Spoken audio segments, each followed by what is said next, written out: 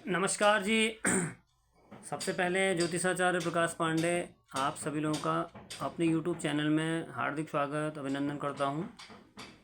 आज मैं आप सभी लोगों को अब आने वाले इस माह के लास्ट में यानी कि 30 तारीख के आसपास 29 या 30 के आसपास से शनिदेव कुछ समय के लिए वक्री चाल में आने वाले हैं, जो कि 15 नवंबर तक रहेंगे। प्रत्येक लगन राशि के ऊपर इसका कैसा प्रभाव पड़ेगा मैं आपको इसके बारे में थोड़ा थोड़ा बताता हूँ। सबसे पहले मेष राशि के ऊपर बात करें तो इनकी राशि और लग्न से 11वें तो होंगे। अब 11वें लाभ के लिए होते हैं, तो हो सकता है इनके लिए जो लाभ अभी तक आ रहे थे उसमें शनिदेव थोड़ा थोड़ा कटौती कर दें।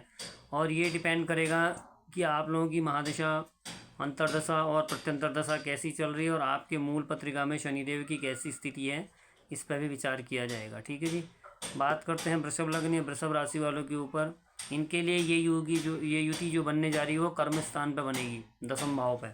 तो 10वें भाव पे वैसे तो अच्छे होते हैं शनिदेव, लेकिन कोई न कोई वहाँ पर किसी न किसी कारण से इनका जो भी 10वें भाव से इनकी जैसे वर्किंग पे कुछ चीज़ें डिले करा देगा। वहाँ पर थोड़ी सी चीज़ों को डिले करने के साथ साथ आपके ऊपर थोड़ा प्रेशर बढ़ जाएगा।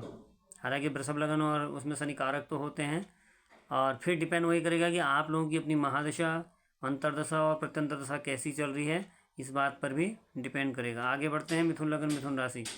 इनके लिए जो है शनिदेव, जो अगर हम बात करें मिथुन लग्न या मिथुन राशि वालों के लिए, वर्तमान में शनिदेव 1 2 3 4 5 6 7 8 9 वैसे भाग्य के माने जाते हैं। तो भाग्य में भी थोड़ी सी रुकावटें आ सकती हैं, कुछ चीज़ें डिले हो सकती हैं, और डिपेंड करेगा कि आप लोगों की महादशा, अंतर्दशा, प्रत्यंतर दशा कैसी चल रही है, आपके शनि कैसे हैं और आपके अपने कर्म कैसे हैं। क्योंकि सबसे पहले होता है कर्म।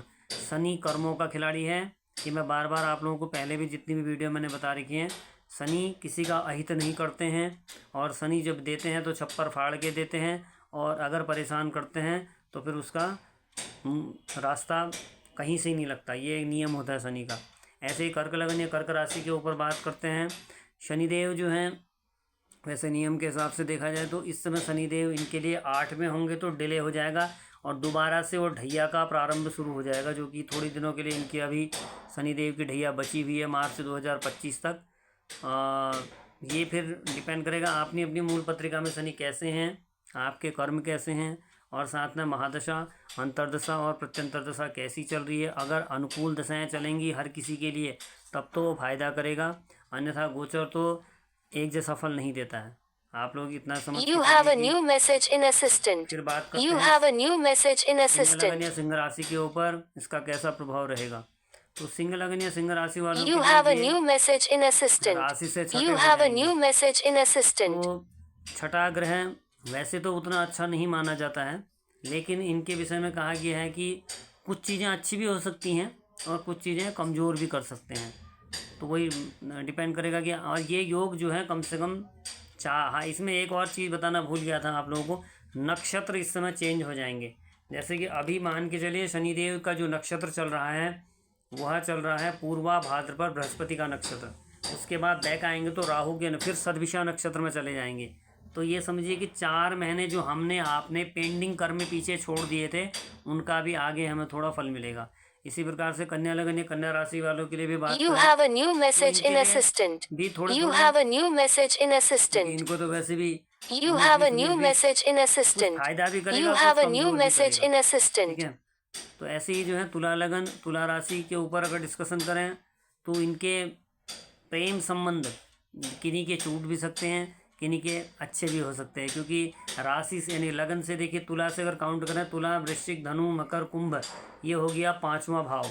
तो 5वां भाव में शनि वैसे भी अपने घर में तो हैं, लेकिन विच्छेदात्मक प्लैनेट भी माने जाते हैं। तो किसी के प्रेम संबंध सुधार में आएंगे, किसी के कमज़ोर होंगे, और कुछ स्त्रियां यहाँ पर बिल्कुल विशेष रूप से ध्यान रखें, गर्भवती होने के बाद भी उनकी संतान मिसकैरेज होने की संभावना रहती है। ये डिपेंड करेगा आपके अपने कुंडली में कैसे प्लैनेट चल रहे हैं, उस पर डिपेंड करता है। अब बात करता हूँ मैं ऐसे ही वृश्चिक लगन या वृश्चिक राशि के ऊपर। इनके लिए भी चौथे होने जा रहे हैं। तो इनको खासकर विशेष रूप से ध्यान रखना है। अपनी ओर से अपनी माता जी को कोई भी स्ट्रेस नहीं देना है, अन्यथा आपके कारण माता जी की स्ट्रेस बढ़ सकती है, बीपी हाई हो सकता है। तो इन चीज़ों का इनको ध्यान रखना चाहिए। तो ये नेगेटिव है इनके लिए खासकर, क्योंकि इन दोनों की बनती नहीं है। धनु वालों की बात करें तो धनु वालों के लिए जो है तीसरे हो जाएंगे तो उनका कॉन्फिडेंस तो बढ़ेगा, लेकिन ध्यान यही रखें कि आपकी अपनी मूल पत्रिका में कैसी स्थिति है उस पर भी विचार किया जाएगा। महादशा अंतर प्रत्यंतर दशा। मकर की बात करें, मकर वालों के लिए राशि से दूसरे हो जाएंगे, दूसरे तो होंगे लेकिन नहीं, राशि से एक हाँ दूसरे होंगे, लेकिन ध्यान रखना वाणी बोलने पे विशेष रूप से ध्यान रखना पड़ेगा मकर लगन या मकर राशि वालों के लिए। तो इनके लिए भी ये उतार चढ़ाव का थोड़ा समय देखने में, हालांकि इनको नुकसान नहीं, क्योंकि इनकी राशि का स्वामी वक्री हो रहा है तो ज़्यादा दिक्कत नहीं देगा। अब बात करता हूँ कुंभ लगन या कुंभ राशि के ऊपर।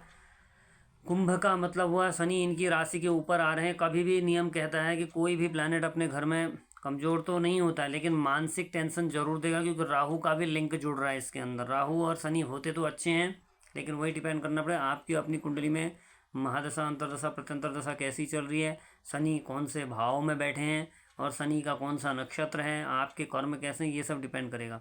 अब लास्ट लग्न या राशि के ऊपर बात करूँगा, मीन लगन या मीन राशि के ऊपर, जिसमें इनके लिए वैसे तो शनिदेव की 7.5 चली रही है जी। आपको मैं पहले भी कह रहा हूँ खर्चे ज़्यादा हो रहे हैं। इस समय राहु इनकी राशि के ऊपर भी बैठे हैं, तो ये विशेष रूप से वाहन चलाते वक्त ध्यान रखें, लंबी यात्राओं से बचें। अगर कोई ज़रूरी इमरजेंसी निकलना हो तभी निकलें, अन्यथा नहीं निकलें। और अब सभी लोगों को, आप लोगों को जो है एक वो बता दूँ जल्दी जल्दी कि हनुमान चालीसा का पाठ करें। और आप सभी लोगों को अगर मेरा यूट्यूब चैनल अच्छा लगता है तो कृपया इसे लाइक करें, सब्सक्राइब करें, और धन्यवाद।